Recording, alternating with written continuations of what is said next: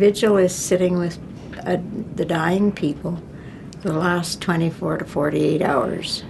Sometimes it goes on for longer, and if it goes on for longer, then usually I call it stop for a day or two until the person progresses further, and then I start back up again. Because my volunteers will play out if I use them day after day after day. I phone constantly. I pack the phone with me 24/7. It's beside my bed, and wherever I go, it's in my pocket.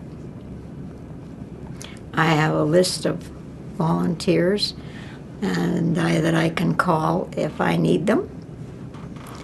And some of them go for 2 hours, some of them for 4 hours. Some of them go the whole shift. It depends on what the volunteer wants to do. It was such a peaceful and such a loving group. There was 4 children and his wife, and he had been sick a long time, and they were all around his bed, and they were saying, "Remember when, Dad?"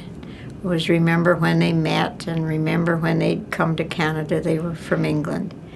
And each one of them was remembering the cats, the dogs, the moves they made in different parts of their life. And I bent over to him and I said, "You know, you're so surrounded by love. It's a good time to go." And he just took a few breaths and was gone. It was such a wonderful experience. It was so peaceful and rewarding, and the family were they all hugged each other, and they had asked me if I would stay after work, be with them. And I see the daughters periodically. It was really, really interesting. When they have the hospice training in the spring and the fall, and I do go and give a talk and explain what it's all about, and then the volunteers have a chance to decide what they want to do. Then we take them out to the bedside with us. They shadow first, and then we take them mentoring with us for 3 or 4 hours, however long it takes. Some of them have to go in 2 or 3 times before they feel comfortable being on their own, and then they're on their own with the clients. Being able to love people and be quiet and just be a part of that room.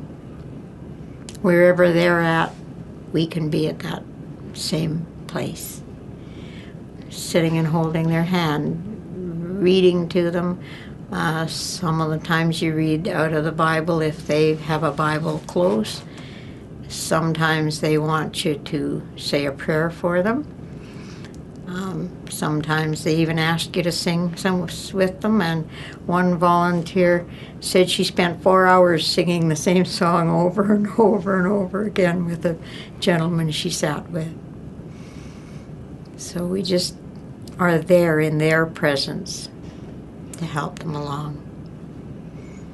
And we always reassure them that it's okay, they're not alone, and that they're loved, and that it's okay to go. We're right there with them.